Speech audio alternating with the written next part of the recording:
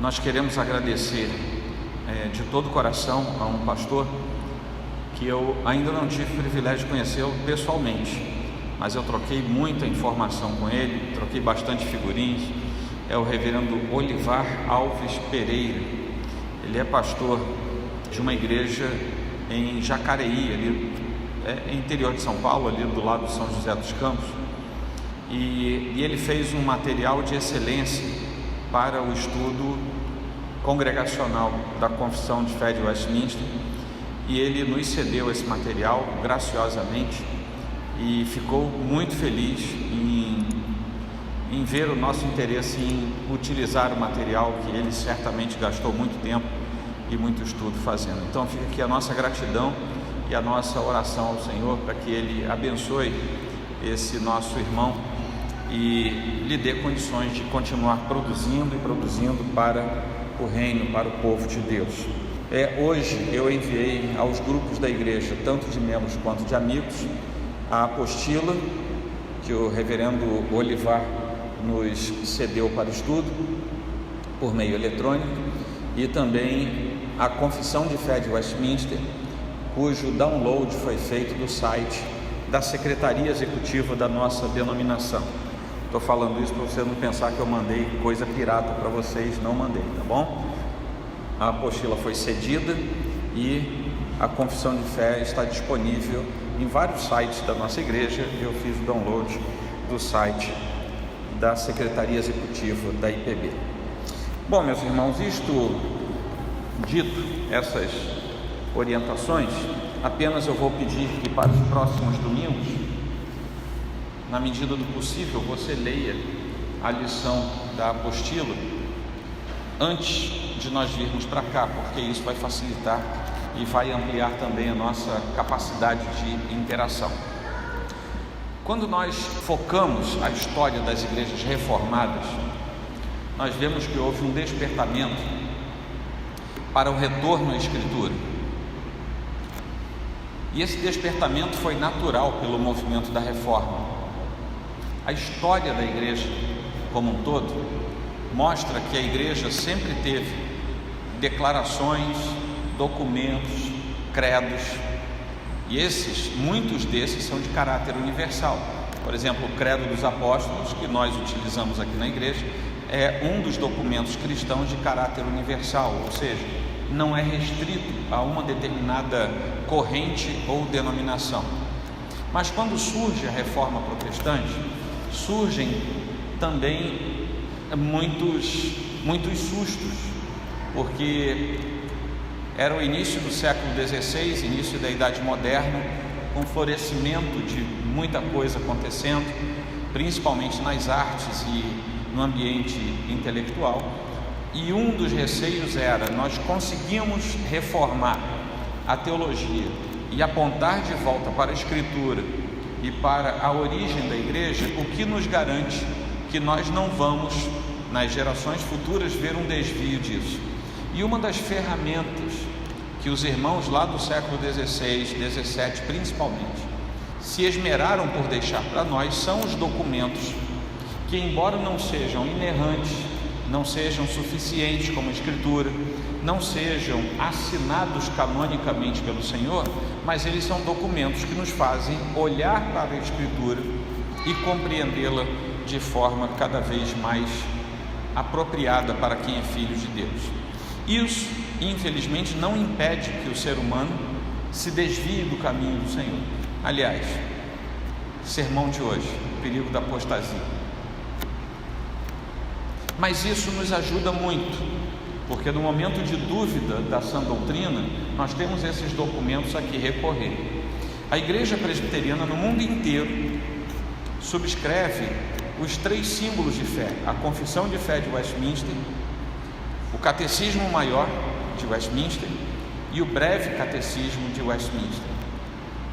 Esses são os documentos que nós chamamos de símbolos de fé. Para além desses, nós também aceitamos e apoiamos vários outros documentos oriundos da Reforma, os cânones de Dort, os credos, vários credos foram escritos naquele tempo, várias declarações de fé.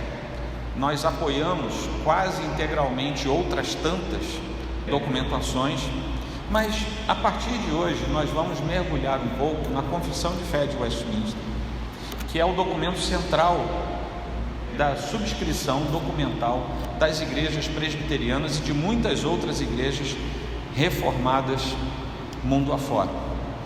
Eu gostaria de ler 1 Pedro 3, versículo 15, em que nós lemos assim: pelo contrário, santifiquem a Cristo como Senhor no seu coração, estando sempre preparados para responder a todo aquele que pedir razão da esperança que vocês têm.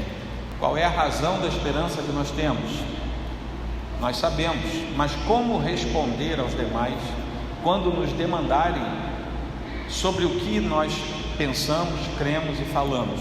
É a respeito disso que nós vamos estudar a Confissão de Fé de Westminster.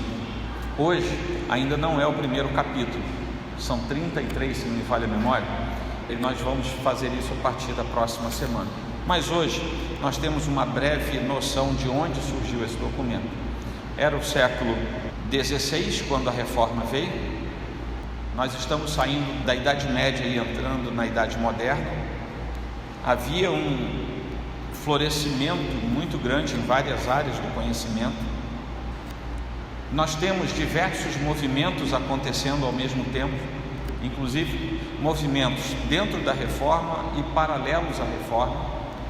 Por exemplo, o movimento luterano, que inaugura, por causa de Lutero, o processo da Reforma, não é considerado um movimento reformado, mas sim um movimento luterano. Tá bom? A gente em algum momento pode ver isso melhor.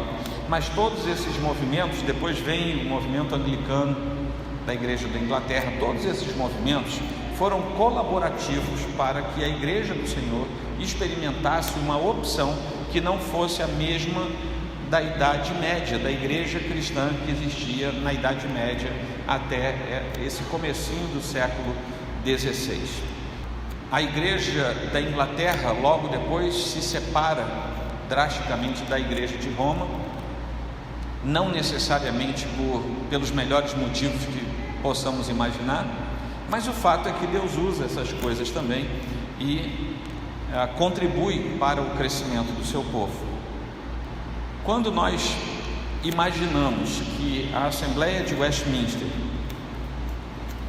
começa 100 anos depois do start da Reforma, nós podemos ver que muita coisa já tinha acontecido. E por causa dessa experiência, a Assembleia de Westminster, de onde sai a Confissão de Fé, ela tem uma certa maturidade de história do início da Reforma para saber do que estava falando. E nesse tempo é que nós vamos ver que Deus usa também os elementos que cercam a igreja, cercam a fé, muitas vezes não sendo os mais dignos, mas Deus muitas vezes permite que eles venham e permite também que a partir deles haja o uso do poder de Deus para que venham benefícios ao povo de Deus. A Escócia e a Inglaterra, naquele tempo, estavam sempre disputando fronteiras, disputando tronos, monarquias. E da Escócia surge uma demanda, que era ter uma igreja que fosse separada do Estado. Separada não no sentido que nós entendemos hoje, ainda não era isso, mas separado no sentido de que o Estado não deveria arbitrar, gerenciar as coisas internas da igreja. E essa demanda se constitui num tempo de disputas e de contendas. Houve discordâncias severas entre os anglicanos, os presbiterianos da Escócia, que já existiam. A formação do presbiterianismo é anterior à Assembleia de Westminster. Havia um movimento já surgindo que entendia o seguinte: a igreja não é pura o suficiente. As assembleias que decidiam as coisas da igreja eram chamadas de assembleias mistas. Vejam bem, meus irmãos, a gente está falando 100 anos depois da Reforma e esses problemas já estavam acontecendo no meio protestante. E as assembleias mistas para decidir as coisas da igreja eram assembleias compostas por gente cristã, de fato, e gente ímpia, que vinha, se juntava e decidia as coisas da igreja. Isso perturbava o coração dos irmãos mais fiéis, e eles tinham por intenção tornar a igreja novamente pura. Daí que surge a ideia de um movimento chamado movimento puritano.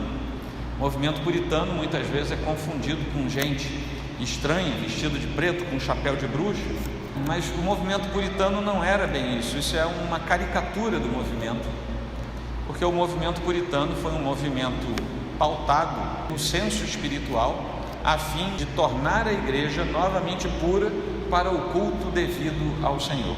Muita coisa era misturada dentro da igreja, até que, diante do caos que estava instalado na igreja e principalmente nas disputas eclesiásticas e governamentais entre Inglaterra e Escócia, com uma série de movimentos que ocorreram, surge a convocação em 1642 da Assembleia de Westminster, que se reúne a partir de 1643. Alguns anos antes do início da Assembleia, havia uma certa incredulidade de que isso pudesse render bons frutos, a tal ponto que alguns autores do passado deixaram notas bastante amargas, dizendo: não vai dar certo, não tem como juntar gente tão diferente num parlamento. Foi uma convocação parlamentar, ou seja, era uma convocação política de gente envolvida com a teologia para criar um documento que unificasse o culto e a teologia, dando bom destino, dando pureza tanto para a Inglaterra quanto para a Escócia. De certa forma, a Assembleia de Westminster falhou, porque não conseguiu alcançar esse intento.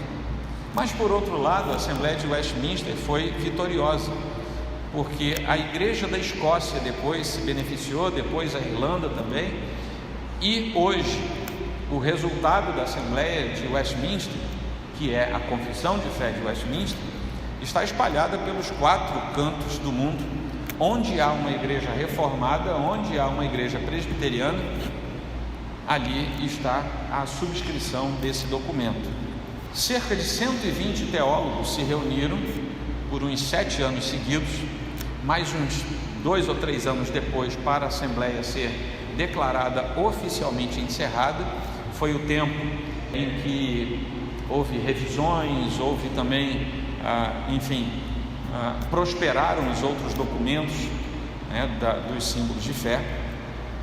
E a Assembleia de Westminster foi então convocada pelo parlamento inglês, isso bem no meio de uma guerra civil sangrenta, e a convocação dessa Assembleia também tinha por finalidade apaziguar os ânimos e ver se a igreja, pelo menos, conseguia dar um fôlego novo ao que estava acontecendo lá nas Ilhas Britânicas.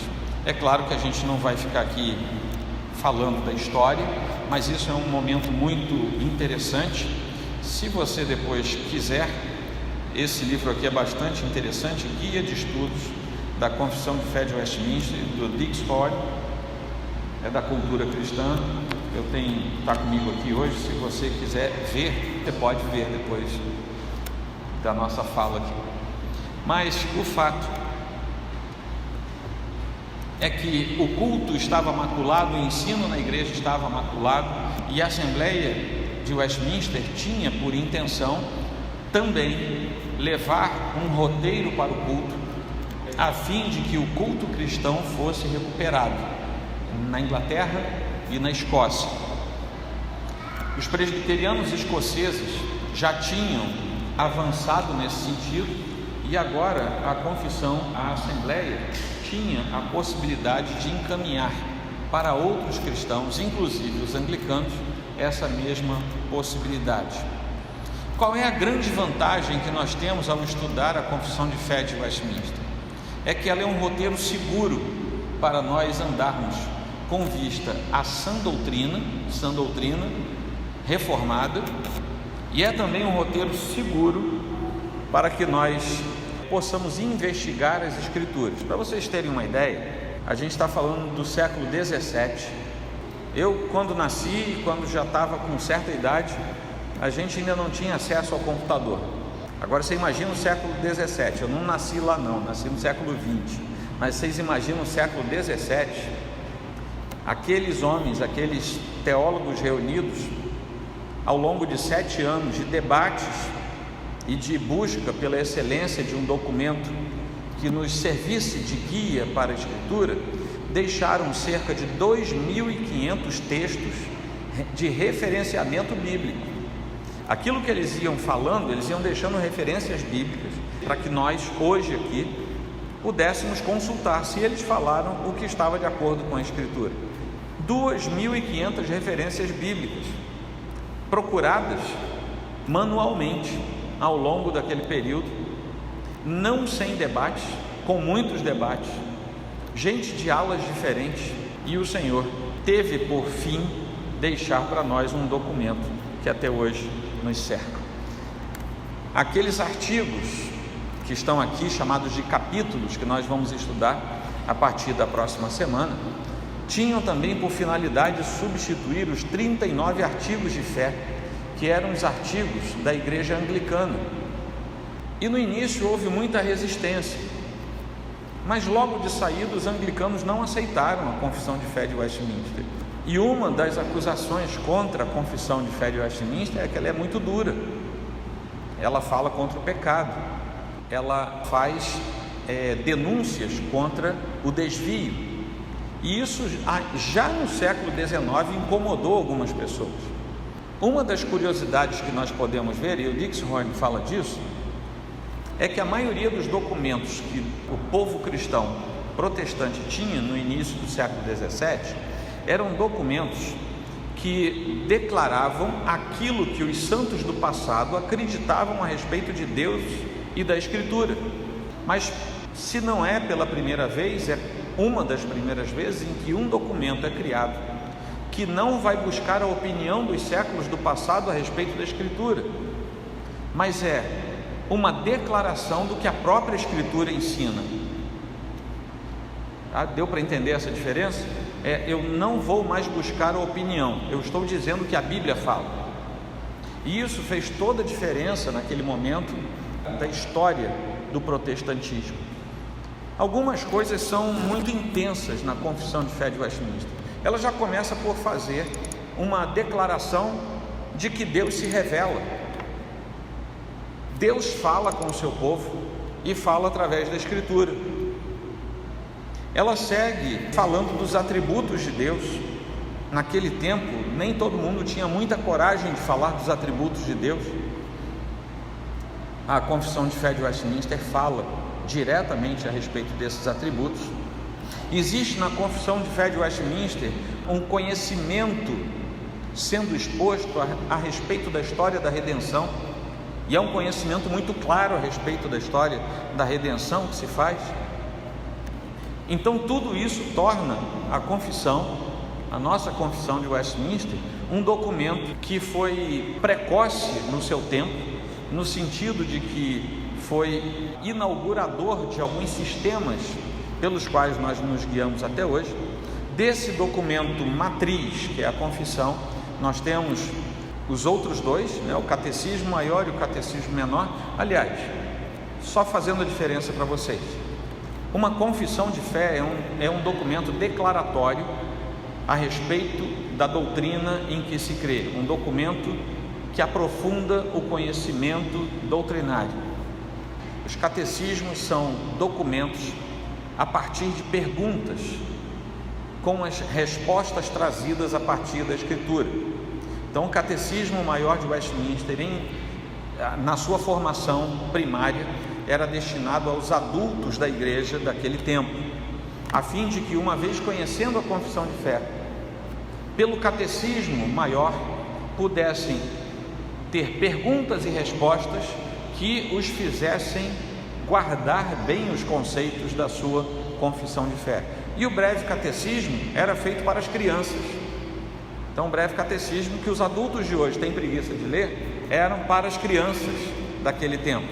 Existe um outro documento, que não é o caso aqui, mas já que eu falei disso, que são os credos. Os credos são definições sucintas que não buscam referência textual da Bíblia, mas trazem verdades da Bíblia que são colocadas a fim de nós podermos memorizá-las e guardá-las de modo ostensivo e de modo direto, tá bom? Então, só para a gente ver isso aí. O documento que nós temos em mãos, que é a Confissão de Fé de Westminster, é um documento de profunda coerência e clareza naquilo que nos expõe.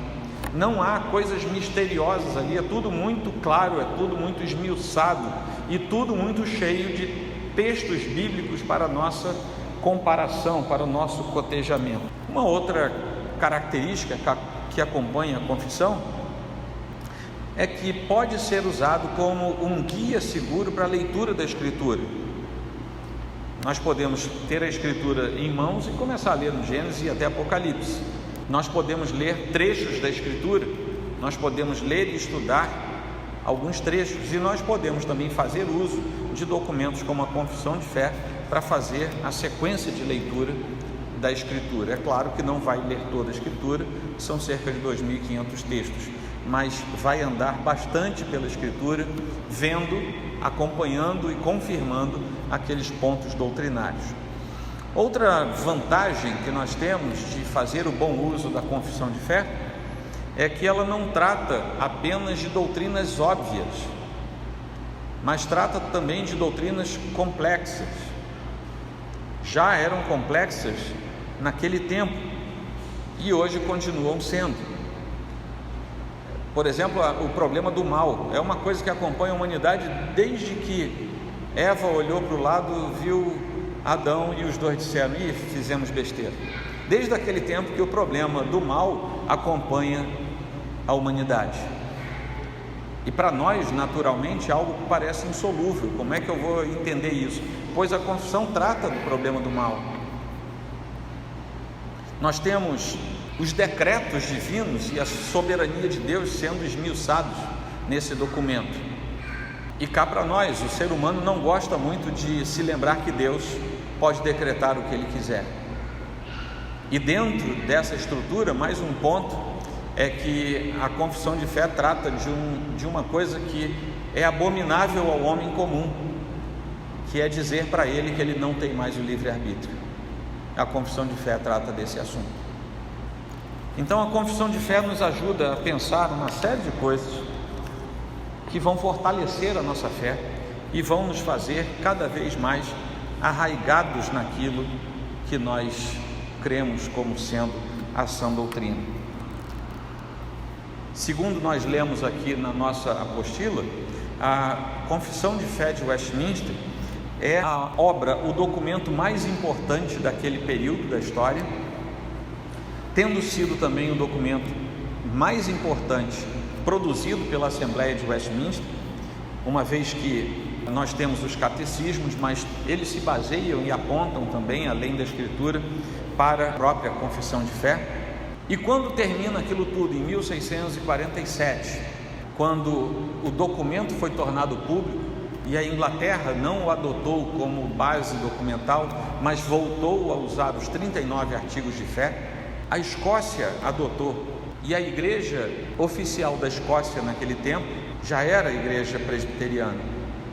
Então daí vem a raiz histórica do porquê é que presbiterianos no mundo inteiro subscrevem os símbolos de fé, cujo documento principal é a Confissão de Fé de Westminster. Naquela confissão que é produzida e editada pela nossa editora, Cultura Cristã, nós lemos assim no seu início: a igreja presbiteriana é confessional, identifica-se pela aceitação e defesa dos seus símbolos de fé, e ao fazê-lo, propaga a melhor sistematização de teologia já produzida em todos os tempos, especialmente em dias como hoje, quando ventos de doutrina sopram de todos os lados. A firmeza doutrinária histórica será um elemento importante para a sobrevivência das igrejas de origem reformada, e melhor ainda será também a contribuição delas para grupos novos que vão surgindo sem o mesmo embasamento na palavra de Deus nossa regra única e infalível de fé e prática. Então é importante que a partir disso nós entendamos sempre o valor desses documentos. Quando formamos uma nova turma de novos membros aqui na nossa igreja, nós apresentamos esses documentos. Eu envio o acesso eletrônico para esses documentos, aqueles que estão disponíveis oficialmente e graciosamente, a fim de nós os pegarmos. Mas é fundamental que nós conheçamos aquilo que nós somos. Não conhecer os documentos históricos, e eu já falei aqui sobre credalidade, confessionalidade em outras aulas, em outros momentos, mas não saber aquilo que nós pensamos nos deixa volúveis a outros pensamentos. É mais ou menos como um irmão pentecostal não entender nada de revelações de língua estranha. Sabe, você imagina um irmão pentecostal não saber nada? Você pergunta para ele: o que é língua estranha? Ih, não sei, nunca parei para estudar isso. É tão estranho isso quanto um crente presbiteriano não saber quais são os seus documentos, quais são as bases da sua fé. Porque é isso que nos define. Nós não somos definidos pelo tipo de templo, pela cor da roupa. Os diáconos aqui têm roupa normal, o pastor não tem que usar a mesma roupa todo dia. Nós não temos uniforme. As nossas igrejas, na maioria das vezes, são templos simples. Mas o que nos faz sermos presbiterianos, dentre algumas outras coisas denominacionais, forma de governo, isso tudo, que também está aqui na nossa confissão de fé, é o fato de nós sabermos que somos detentores de uma herança teológica que foi providenciada pelo próprio Deus. E o que isso quer dizer? Que a herança teológica dos outros irmãos é coisa banal? Não. Deus providenciou os meios, as oportunidades e os caminhos para que toda a igreja que o serve fielmente possa ter o seu embasamento. Se igrejas locais, sejam elas presbiterianas ou não, ou denominações, abandonam isso, o problema não é de Deus, o problema é nosso. Nós aqui não vamos abandonar. Nós vamos cada vez mais, com a ajuda de Deus, saber aquilo que nós somos, saber quais são as nossas marcas. Isso não nos torna melhores que os irmãos de outras tradições, mas isso nos fortalece. Inclusive, como diz aqui no texto que eu acabei de ler, que está na introdução no prefácio da nossa confissão de fé, conforme editada por nossa editora, que nós possamos também servir de auxílio para aquelas igrejas que surgem no nosso tempo e não têm o amparo histórico como nós temos. Nós estamos aqui não apenas para engordar o nosso intelecto com o conhecimento, mas estamos aqui para, com esse conhecimento, servir aqueles que precisam de nós no reino de Deus. O conteúdo da Confissão de Fé de Westminster é de 33 capítulos. Nós temos 3 capítulos que são opcionais ao final, porque são alvo de revisões. Uma das coisas que eu gostaria de dizer a vocês é que a confissão de fé e os demais documentos, os nossos catecismos, são passíveis de revisão, porque não são texto inerrante da Escritura. A gente não pode atualizar a Bíblia, mas a gente pode atualizar os nossos documentos se houver necessidade, tá bom? Essas atualizações são muito demoradas e quando acontecem são geralmente muito sutis. O presbiterianismo americano tem 1 ou 2 capítulos que são diferentes do nosso e assim vai, são adaptações feitas para igrejas nacionais, igrejas, denominações presbiterianas estabelecidas no mundo afora. Os capítulos são da Escritura Sagrada, será o nosso presbítero Carlos quem vai nos trazer. Depois nós temos de Deus e a Santíssima Trindade, dos eternos decretos de Deus, da criação, da providência, da queda do homem, o pecado e o seu castigo, do pacto de Deus com o homem, de Cristo, o mediador, do livre-arbítrio, da vocação eficaz, da justificação, da adoção, da santificação, da fé salvadora e por aí vai. Eu fui até o capítulo 14. Os capítulos são curtos, porque era a forma como se escreviam esses documentos naquele tempo. E isso faz com que também tenhamos um dinamismo no nosso estudo. Para vocês terem uma ideia, o capítulo 1 da Sagrada Escritura tem 6 folhinhas e pouco, mas tem uma lista enorme ali no meio. E com isso nós vamos aprendendo mais da Palavra de Deus. O nosso desejo com esse tempo é que nós possamos aprofundar o nosso conhecimento no Senhor e também aprofundar a nossa herança e nos tornarmos mais próximos daquilo que o Senhor quer de nós enquanto cristãos presbiterianos. Tá bom?